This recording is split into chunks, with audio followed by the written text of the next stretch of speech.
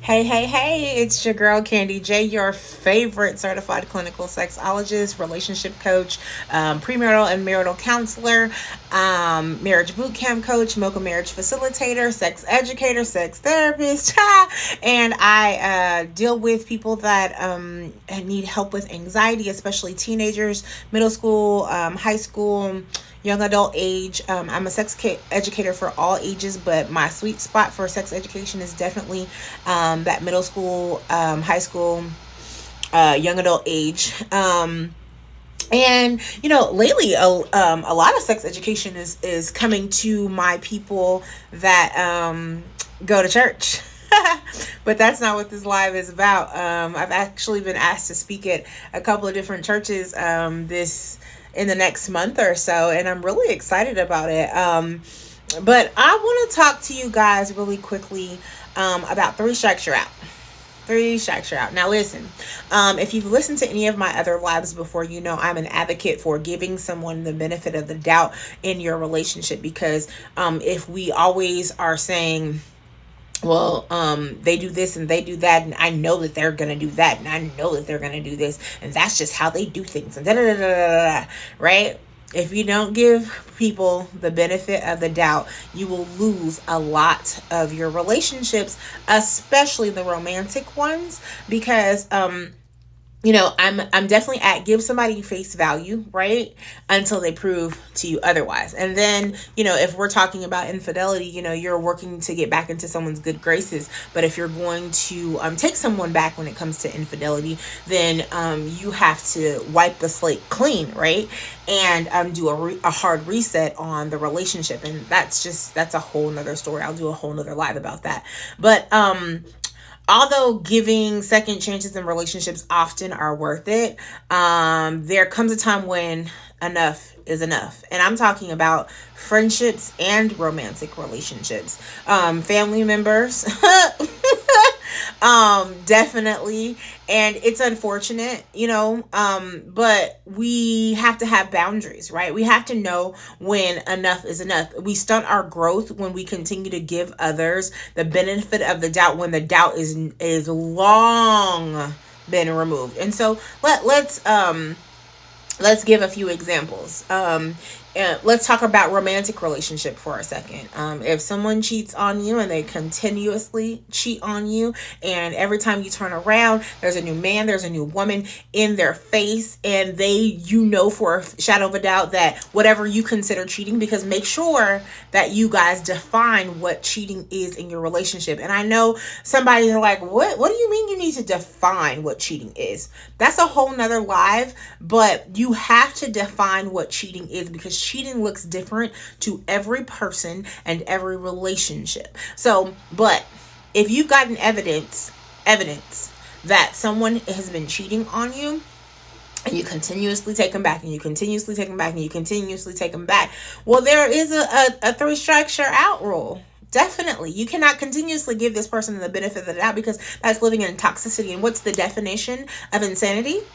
It's doing the same thing over and over again, expecting a different result. Yeah, no, that doesn't work. So, and we're talking about second chances, though, right? I wholeheartedly believe that you should give someone a second chance if it's worth it, right? In friendships and relationships, romantic relationships, definitely. If it's worth it, give them a second chance. But you got to have the tools to build. And that's what I provide in my services as well. Once we see a pattern, though, of unchanging behavior, it's time to act. Okay? Now, listen. I'm not talking about where, you've had one incident and you decided to take them back, and we'll continue on with the cheating thing. You decided to take them back, but you haven't sought help. Because in those type of situations, there's a reason why someone's cheating. There is a breakdown in the relationship, unless the person is just being a tool, right? And we're talking about garden tool, that word. We're not talking about if they're just being a tool. That's a whole nother story than just say bye. Okay. I'm talking about in the situation where it was a one-time thing. and now you have to repair. Well, repair takes work, and if you don't have the tools to repair the relationship, i.e. a mediator, i.e. a coach, i.e. a counselor, all of those things, it takes another person to help you through, whether it's if you go into seminars, or whether it's going to couples counseling, whether it's doing self-help online, whatever. If you're not utilizing tools to repair, then this person's behavior may not change, right? And you're going to sink back into whatever you guys were doing. And I wholeheartedly believe in most situations there was something that made someone cheat.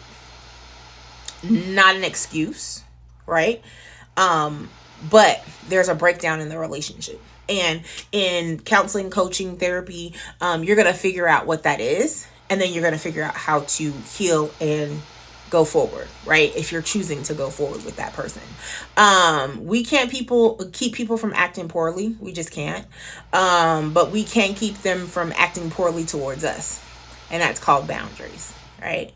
So, creating strong boundaries. If you have a friend that keeps on borrowing money from you, and they never pay it back because you said, hey, I gave you a time frame. You said you were going to pay it back in 2 weeks, and they don't pay you back at all.